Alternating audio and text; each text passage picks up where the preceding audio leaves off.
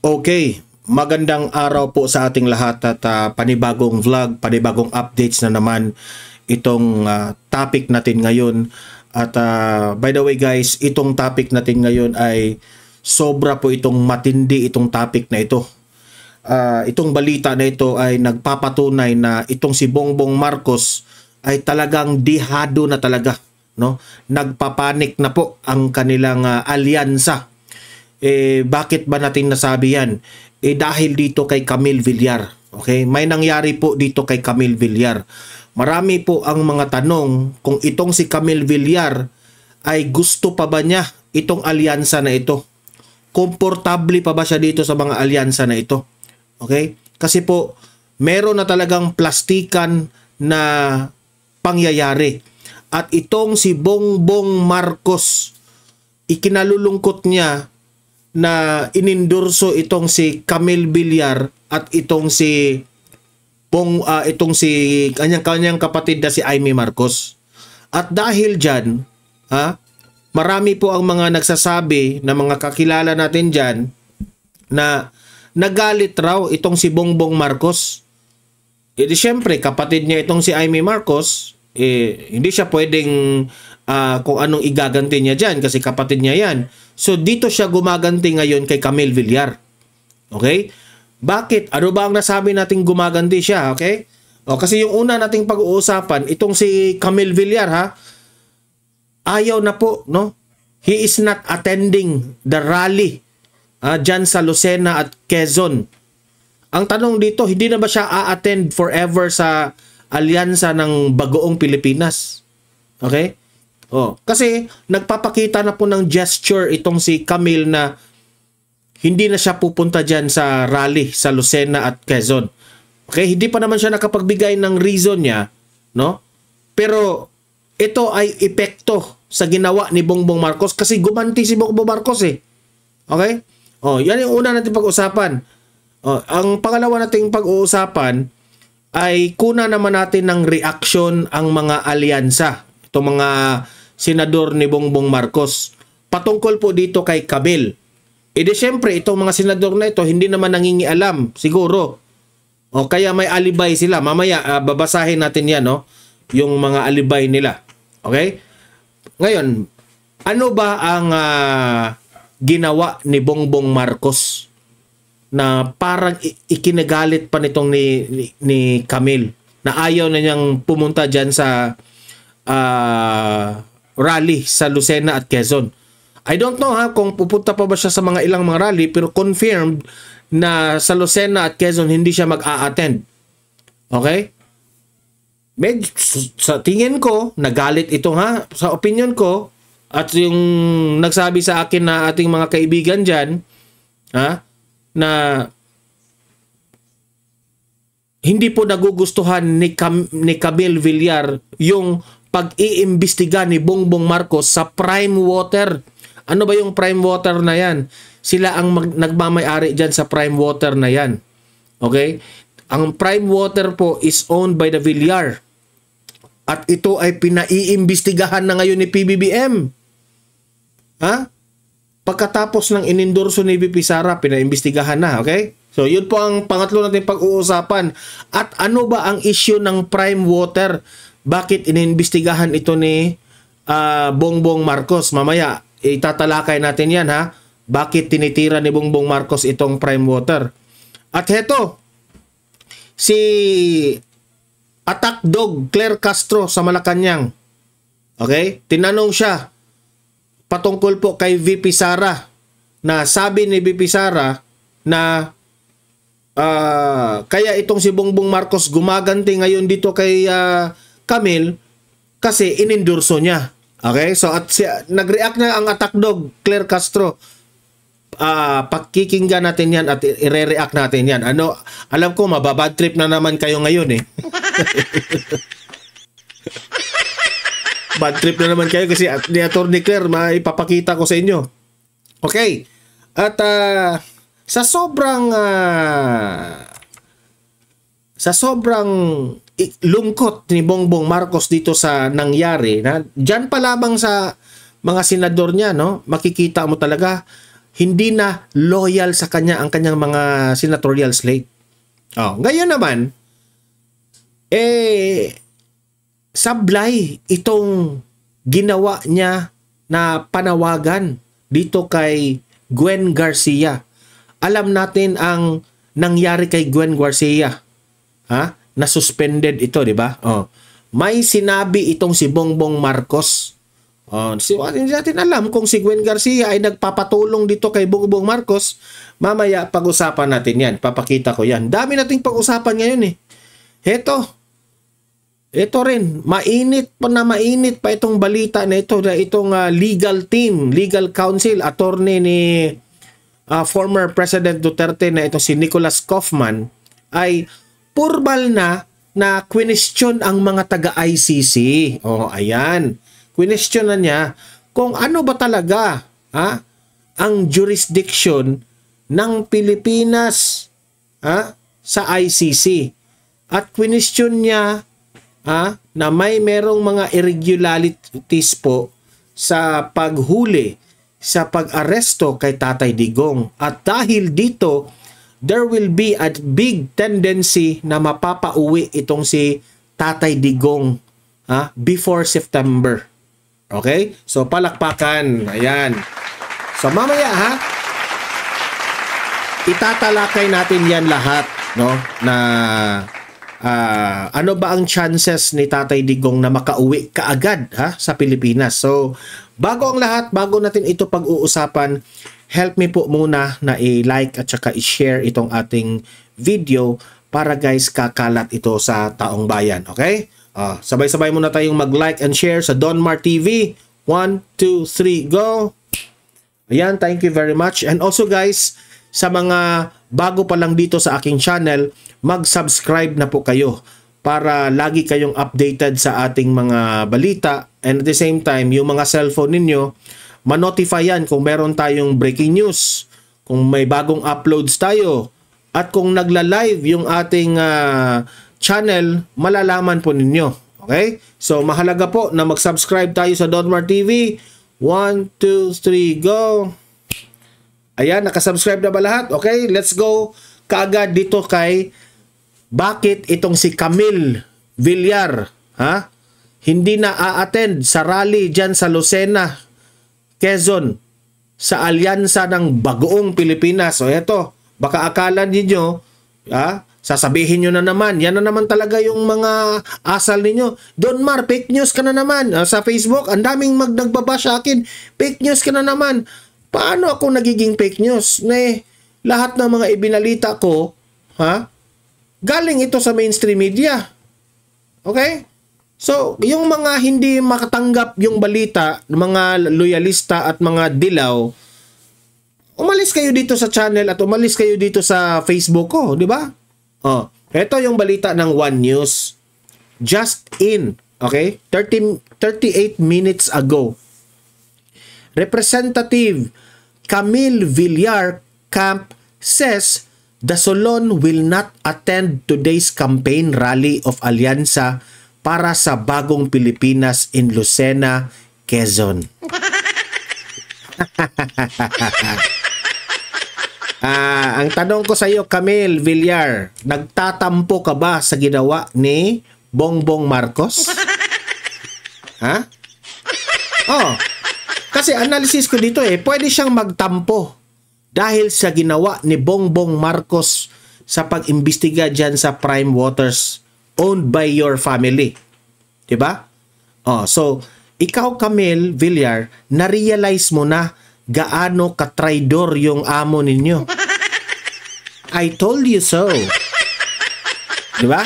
Ganyan sila ka-traidor. So, ano ba? The rally will be led by President Bongbong Marcos this afternoon. Diba? Ngayon yung hapon na yan. I think it's going on right now. Nagrarally ngayon. Tapos hindi ka pumunta. Nandyan pa naman si Bongbong Marcos. Is this one way of saying na ayoko na? Ayoko na. Di ba? Alam mo, Camille Villar, mananalo ka. Malaki ang chances na mananalo ka kung ikaw po ay titiwalag dyan sa alyansa ng Bagoong Pilipinas. Kasi kung pupunta ka lagi doon sa kanila ni Bongbong Marcos, may tendency pang babagsak at matatalo ka. Ito lang. Tingnan nyo yung nanay mo, di ba? Walang katalo-talo yan si nanay mo kasi nakasuporta yan kay Duterte. Sumuporta pa kayo dito kasi sa administrasyon na ito. Di syempre, sisira yung ngalan nyo. Di ba? Siguro may ilang days, may 10 days pa ba? O may mga ilang days ka pang tumiwalag dyan sa grupo na yan. Okay? Doon ka na lang kay VP Sara. Pumunta ka doon sa mga pinupuntahan ni VP Sara. I-declare mo na kung ako advice ko sa'yo, sabihin mo sa taong bayan, ayoko na sa alyansa ng Bagoong Pilipinas. Kasi hindi po ako komportable doon. Traidor na ako doon. Hindi, payo ko lang Payo ko lang yan kay Camille Villar, okay? Sabi pa dito, the President earlier ordered a probe into Prime Water, a company owned by the Villar family. Kaya pala. Meron tayong pagdududa, Hindi ko sinabing nagtatampo talaga itong si Camille, Hindi pa naman siya nagpalabas ng statement. Bakit hindi siya a-attend sa rally? Kaya pala. Ito lang ang analysis ko, Bakit ididikit talaga itong issue na ito na si Bongbong Marcos, ang Prime Water Company ng pamilya nyo, pinaiimbestigahan niya. Di ba? Grabe itong si Bongbong Marcos. Pagkatapos ng inendorso itong si Camille, dalawa kaagad yung binira sa kanya, yung sa COMELEC, di ba? Na-issue siya doon sa vote buying. Tapos ngayon naman, ito namang Prime Water pinaimbestigahan. I can smell something fishy. Di ba? Kawawa si Camille. Nagtitiwala ka kasi sa mga buaya Nagtitiwala ka kasi sa mga traidor. Di ba? Ito pa. Ngayon, sobrang mainit po ngayon ang issue Meron yung kakilala ko diyan na vlogger sa kabila, nakilala ko Hindi, vlogger siya sa kabila kay Bongbong Marcos. Vlogger siya doon, lagi siyang pumupunta sa mga rally. Pero hindi kami nag-aaway kasi magkaibigan kami. Nagre-respetuhan kami sa mga opinion namin. Yung aking sinuportahan at sinuportahan niya, hindi ko nangingialam sa kanya. Pero siya mismo, galing sa kanya, sinasabihan niya ako mismo ang mga pangyayari doon sa kabila. Okay? Kung sasabihin yung Trojan horse yung itong kakilala ko, wala ka na akong paki dyan. Basta lagi kaming nag-uusap dyan. Sabi pa niya dito na si Bongbong Marcos raw, ngayon, ay seryosong-seryoso na dito sa kampanyang ito. Ano bang ibig sabihin na Don Mar na seryoso si Bongbong Marcos? Seryoso na siya, Sabi raw, di umano, na kung kayo ayaw nyo sa akin, umalis kayo. Kung gusto nyo dito, manatili kayo sa akin. Ganun na raw yung treatment ng presidente dito sa mga senador niya. Kasi,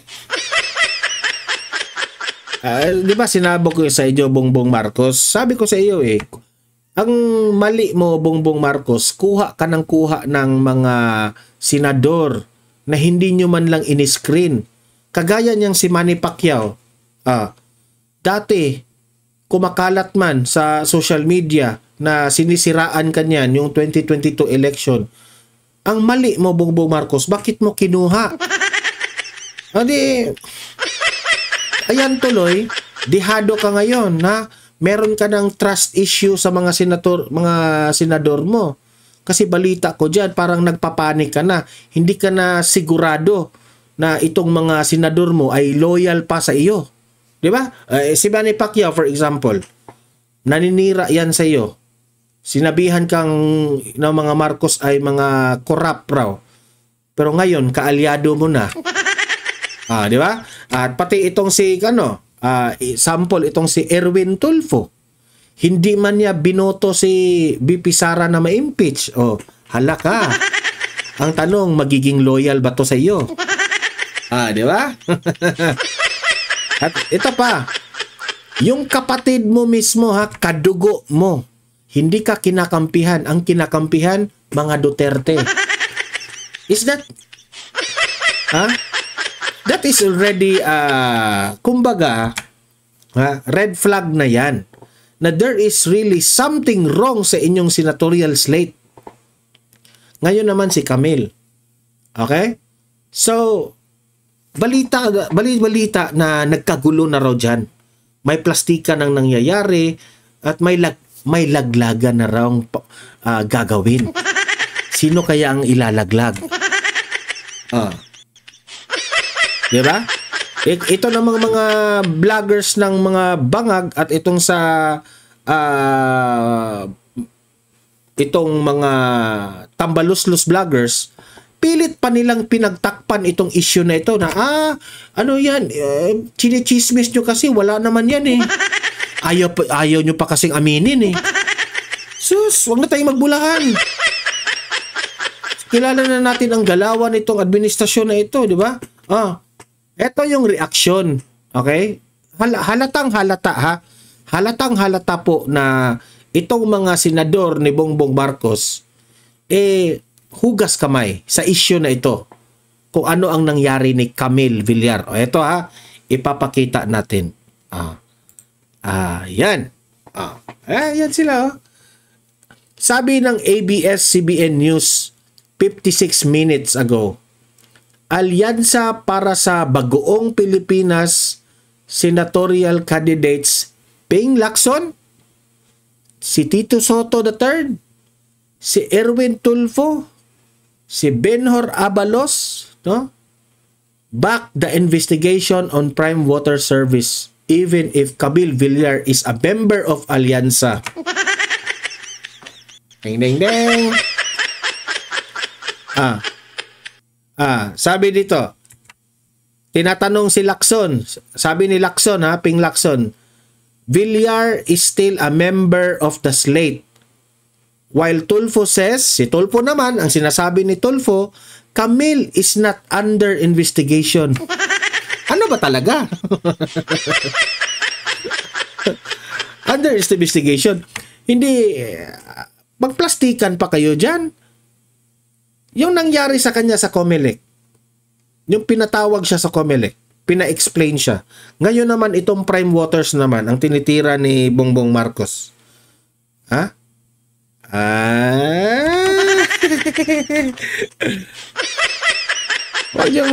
Nagbulahan naman tayo dito, di ba?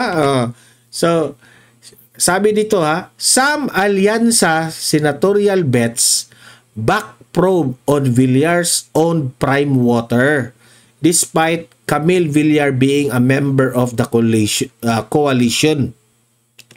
Lacson says Villar is still a member of the slate, while Tulfo says their running mate is not under investigation.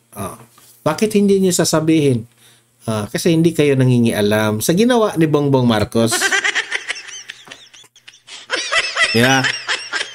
Kaya, ito, kayo dyan, warning yan. Huwag kayong trumaydor kay Bongbong Marcos kasi kung trumaydor kayo kay Bongbong Marcos, magaya kayo ni Camille Villar. Baka one of these days na magpapa-endorso kayo kay BP Sara, hindi kayo lahat paimbestigahan na. Paano naman tayo, di ba? Tingnan nyo ang series of events. Si Camille Villar na umattend ng alyansa ng Bagoong Pilipinas nung hindi pa siya inendorso ni BP Sara, okay, walang nangyari. Let there be peace on earth. Malinaw. Peaceful. Ngayon na si Camille Villar inendorso ni BP Sara, tunay na magkaibigan. Hindi nga umabot ng 1 week, kinabukasan, pinaimbestigahan na sa Comelec. Ngayon naman, second week, ang Prime Waters naman. Ano kayang susunod? Huwag na tayo. Ito rin mga plastic rin ito eh. Huwag kayong bumoto dito. Okay? Yan ang reaction nila. Kayo naman, bakit si Bongbong Marcos pinaiimbestigahan niya itong Prime Water? Ang Prime Water po ay pagmamay-ari raw di umano ng mga bilyar ito. Ha? Pinaiimbestigahan ito ni PBBM. Ano ba, Don Mar? Ano ba ang issue ng Prime Water? Tingnan natin ha kung ano ang issue ng Prime Water. Ayan. Binalita ito ng ABS-CBN by Pia Gutierrez. Okay, basta sabihin na naman ninyo fake news ako eh. May source tayo. Sabi dito sa ano ba ang nagawa ng Prime Waters na pinaiimbestigahan ito ni Bongbong Marcos. Ito Marcos orders probe on Villar-owned Prime Water over complaints of poor service.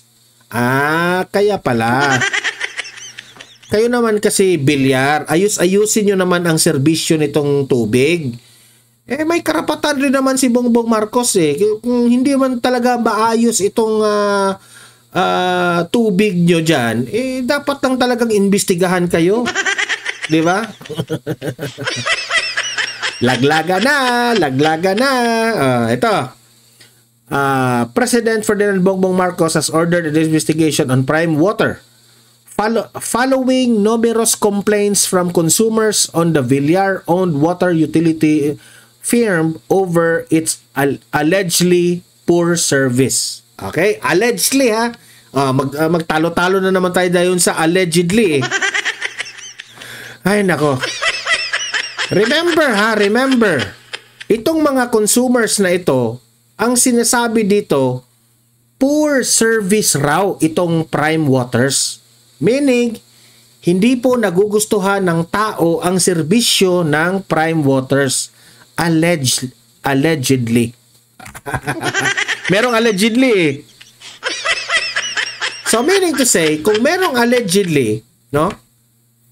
Hindi pa ito natin masasabi na talagang poor service itong Prime Water. Kasi iimbestigahan pa ni Bongbong Marcos eh.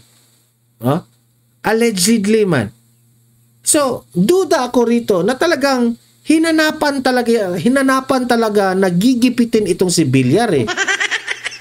'Di ba? Isa lang masasabi ko diyan eh. Parang ang itong gesture na ginawa ni Bongbong Marcos, parang sinasabi ni Bongbong Marcos na huwag niyo akong traidorin. Kasi kung traidorin niyo ako, gigipitin talaga kayo. Kasi wala namang napatunayan eh. Wala naman silang ebidensya. Allegedly poor service. 'Di ba? Allegedly pa lang. Magtalo-talo na naman si Banatbay at si Atty. Claire Castro diyan. 'Di ba? Ano pang sabi sa balita? Ang kakulangan sa serbisyo ay walang puwang sa sabi ito yung sabi ni Bongbong Marcos. Ang kakulangan sa serbisyo ay walang puwang sa administrasyon ni Pangulong Marcos Jr. Si Claire Castro ang nagsasabi nito. Sorry. Sabi yan ni Claire Castro, pabida na naman eh. Sorry ha, hindi pala si Bongbong yun. Palace Press Officer Claire Castro said, okay, in Malacanang press briefing. Sabi dito, ang pangangailangan ng tao sa malinis na tubig, sapat na supply ng tubig ay dapat lamang po nararapat at hindi pang negosyo lamang, kundi ito ay dapat na kinakailangan ang pangangailangan ng taong bayan. Mag-uutos po ang Pangulo para imbestigahan po ito. Okay? So, sabi ni Claire Castro na wag puro negosyo lamang, no? Kung talagang may daming nagrereklamo na poor service itong Prime Water, ipaiimbestigahan raw ni Bongbong Marcos. Okay? Sabi dito, prior to this, Bulacan provincial officials called for revocation of the joint vesture agreements of various water districts in the province with Prime Water amid mounting complaints over the lack of water supply in number of municipalities. They have also appealed for national government to intervene. Alam nyo, sa totoo lang, sa politiko, guys, wala pong imposible sa politiko. Alam naman natin na itong mga politicians natin, meron talaga yung mga kanya-kanyang mga businesses. Kaya nga sila tumatakbo para may backup, backer yung kanilang mga negosyo, di ba? Ito na yung sinasabi ko. Na sa tingin ko naman duda ko rito, itong delikado pa rin ang mga bilyar dito eh. Kasi kung talagang anong tawag diyan?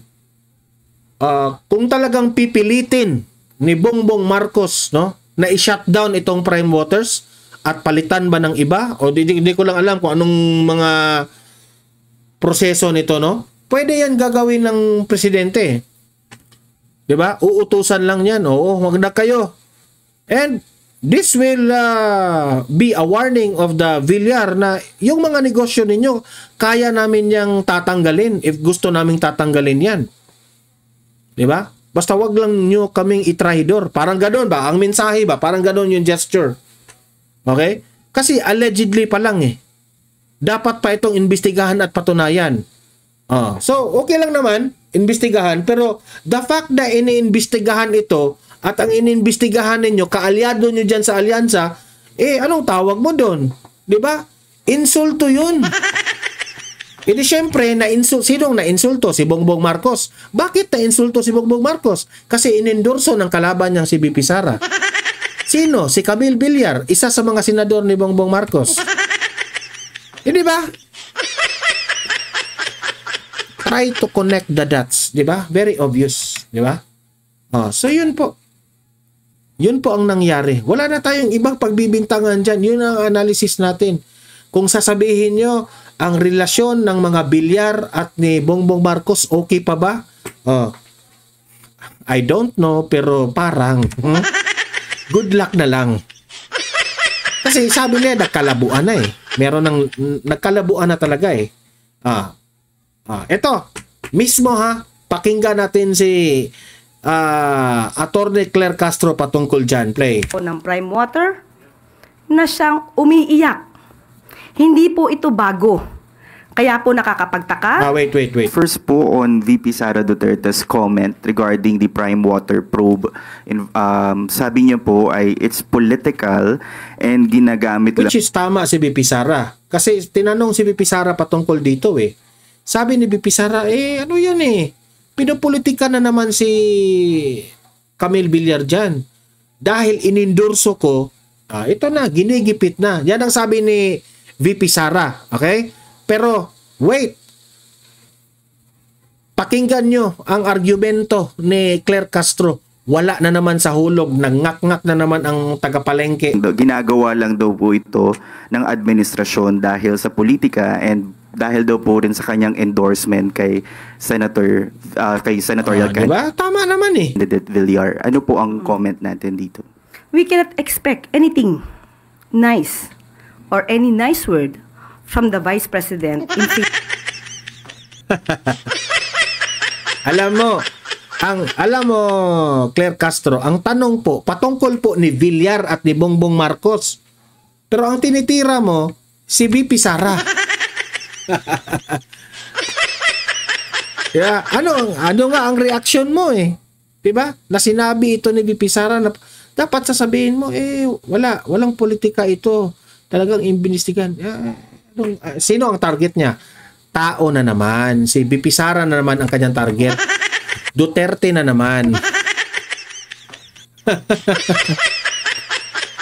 Di ko nga maintindihan, Claire, kung yung utak mo nasa ayos pa eh. favor of the President and of the present administration. Ulit. Para ng administrasyon dahil sa politika and dahil daw po rin sa kanyang endorsement kay senatorial candidate Villar. Ano po ang comment natin dito? We cannot expect anything nice or any nice word from the Vice President in favor of the President and of the present administration. She will always use that excuse or defense of pamumulitik. Hindi excuse yan, Claire Castro. Hindi ito defense. Nagsasabi lang po ng totoo si VP Sara. Yun ang katotohanan eh. and of the present administration. She will always use that excuse or defense of pamumulitika without really... Totoo naman eh. Pamumulitika naman itong ginagawa. Hindi mo ba halata? Clarity ka halata? Oh, ganyan lang ka baba talaga yung utak mo. Or defense of pamumulitika without really answering or responding directly to the issues. Ikaw nga yung hindi nagsagot ng issues directly eh. Pinagbibintangan mo pa si BP Sara? Unang-una po, since 2023, nung pumutok na po ang patungkol sa confidential funds at confidential funds na naman. Ang issue dito, Prime Waters, pinaimbestigahan ni Bongbong Marcos. Bakit confidential funds na naman? Na ito ay nagasto sa loob lamang ng 11 days. Yan din po. Alam na namin yan, Clear Castro. Hupas na yan.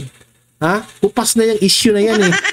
Ang kanyang nasabi, napakaagang pamumulitika. Ngayon po, may issue pa rin po tungkol sa 12.3 billion nakuha findings patungkol po sa DepEd unsettled financial transaction. Ilabas nyo ang ebidensya nyo. Kung ano yung akusasyon nyo, ilabas nyo ang ebidensya nyo. Yan ang hirap sa inyo eh.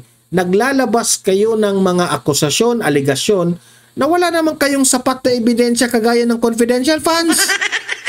Yan ang hirap sa inyo. Ng DepEd sa pamumuno po ni VP Sara. Yan pa rin po ba ang sasabihin niyang pamumulitika?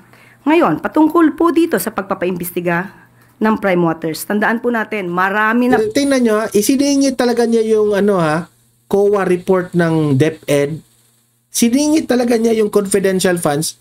Pero ang issue dito, Prime Waters inimbestigahan ni Bongbong Marcos. Pero siningit niya yung kay BP Sara. Ganyan ka gaga. Ganyan ka bobo, Clear Castro. Grabe. Ang sakit sa bangs. Po na mga kababayan natin, ang customers po ng Prime Water, na siyang umiiyak. Hindi po ito bago. Kaya po nakakapagtaka. Ganyan talaga ang administrasyong Marcos. Sisihan ang sisihan eh. Teka muna, may lamok guys. Ayan. Alam niyo sa totoo lang, no? Ito, yung lamok, oh. Yan, oh. Tingnan niyo. Yan. Yan. May lamok. Kung bakit hindi ito nasolusyonan sa nakaraang administrasyon. Karaang administrasyon na naman sinisisi niya. Well, anyway, namayagpag naman po ang... Ito yung talagang si Claire Castro talaga is the female version of Bongbong Marcos. Di ba? Turo lang ng turo. Ang kasalanan nila, itinuturo nila sa iba. Ganyan sila eh. Instead na gagawan nyo na ng solusyon ang problema, nagtuturo kayo eh. Prime Waters noong kung hindi nyo kaya, you step down. Taong 2018, sa panahon po ni dating Pangulong Duterte. Duterte na naman.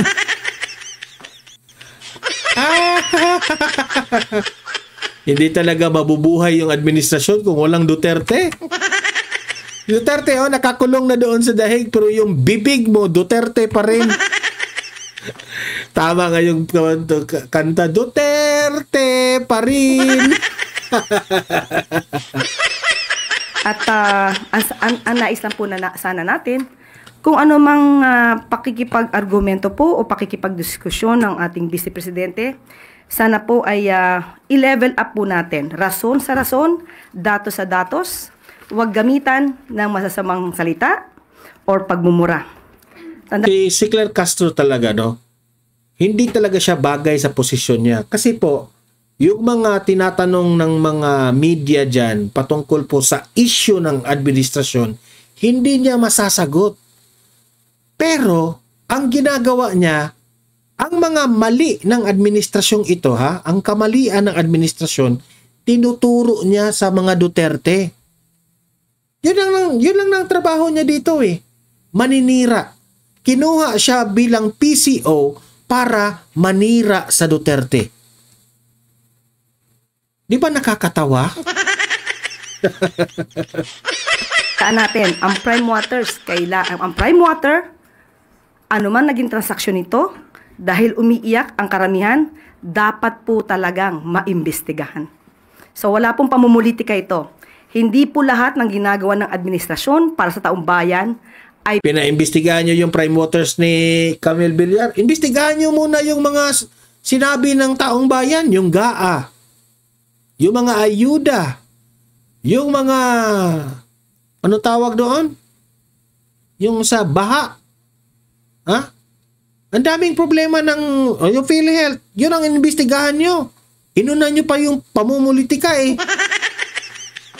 pulos or pamumulitika.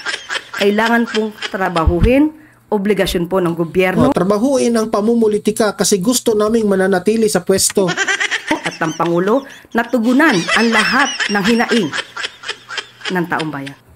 Yusek, we have a follow-up question from Pia Gutierrez, ABS-CBN. Mamingi lang po ng details dun sa investigation. Which agency will investigate Prime Water at kailan po ito magsisimula? Nag-start na po.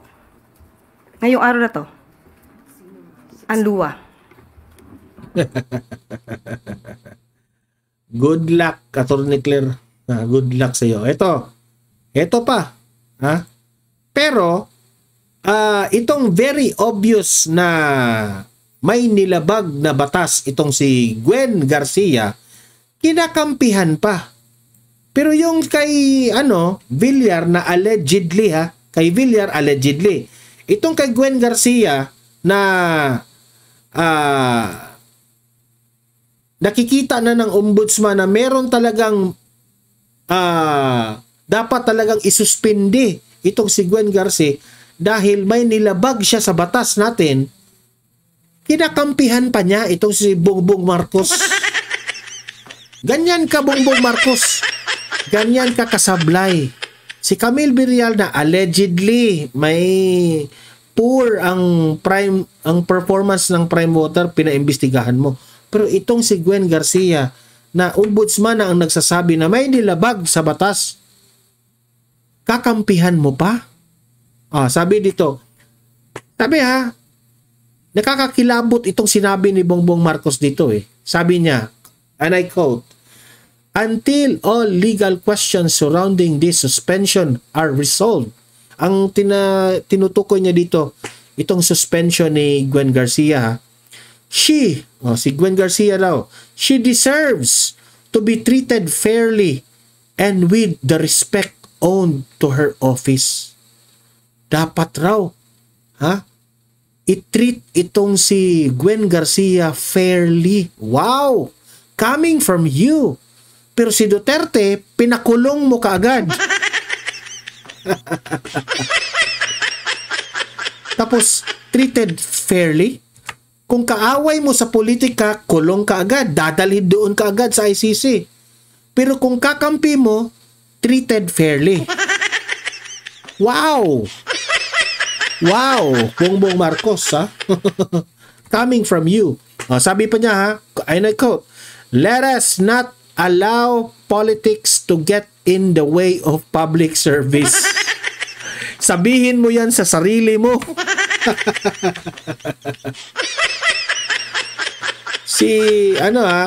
Si Tatay Digong tumatakbong mayor sa Davao. Tapos sasabihin mo, si Tatay Digong tumatakbong mayor sa Davao. Pinaaresto mo, sinakay mo ng eroplano, dinala mo sa Netherlands sa The Hague ICC. Okay? Tapos sasabihin mo, let us now allow politics to get in the way of public service. Sabihin mo yan sa sarili mo kung ano yung ginawa mo kay Duterte. Di ba? Sabi pa niya, we must always be guided by the law. Ano yung ombudsman na sinabi? Nagpirma si Gwen doon, may pinirmahan na hindi dumaan pala sa mga we must always be guided by the law, by prudence, and by what is best for the Filipino people. Ang tanong ko sa iyo, Mr. President, yung pinahuli mo si Duterte, dinala mo doon sa eroplano, dinala sa The Hague, pinaaresto sa ICC, Meron ka bang guidance sa law? Sabihin mo yan sa sarili mo kasi sabi, we must always be guided by the law. May law bang nangyayari doon na nilagpasan nyo yung Article 56? Illegal nga yung pagka-aresto. Lahat ng isinabi mo dito, i-apply mo yan sa sarili mo. I-apply mo yan sa sarili mo. Oh, talagang ano ka na, sabay-sabay tayong babangag muli. Hindi babangon, babangag muli. Hindi, nagtatanong lang ako, Mr. President, bangag ka na ba? Diba? Hindi ko maintindihan eh.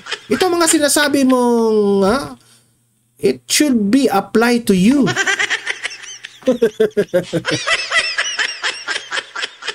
Sa bagay, talking about the wala na tayong magagawa dyan kay Bongbong Marcos eh. Bias yan, na maraming beses nang nag-promise yan, nabudol tayo.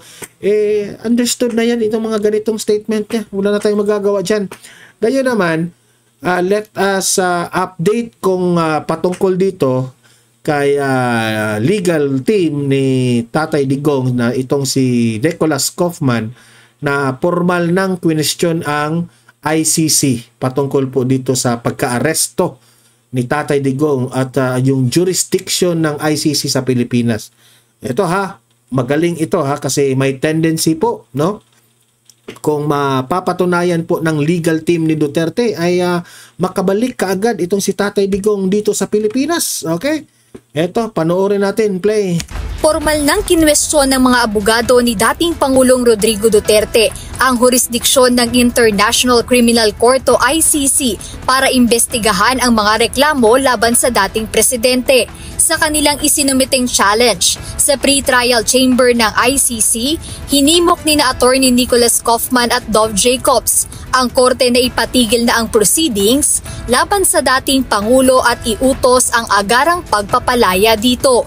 Katwiran nila, hindi natugunan ang mga kondisyon sa mismong Article 12 ng Rome Statute para mapasailalim sa jurisdiksyon ng ICC ang dating Pangulo. Hindi na kasi I hope na mapapakinggan ito ng ICC. At kung makikinig talaga ang ICC dito at ma-proven, no, itong mga questions ng legal team ni Duterte ay talagang maabsuelto at makakauwi talaga si Tatay Digong. We are just hoping for that. Sa Rome Statute ang Pilipinas nang iutos ng pre-trial chamber na buksan ang investigasyon noong September 15, 2021 dahil March 2019 pa naging epektibo ang pagkalas ng Pilipinas sa ICC. Sa naunang pahayag ni Attorney Kaufman, sinabi nito na naniniwala siya na mayroon silang matibay na argumento ngunit nasa mga hukom pa rin ng ICC ang pagpapasya hinggil dito. I've said already in the media that I think it's a compelling argument, but the ultimate arbiters of that argument are the judges themselves. Okay. And it's not for me to tell them how to find. Ultimately. Siyempre, tinatanong nila ang ICC. So, it's up to the ICC, dito natin makikita. Remember, ICC, the world is watching this case. Okay? They are observing.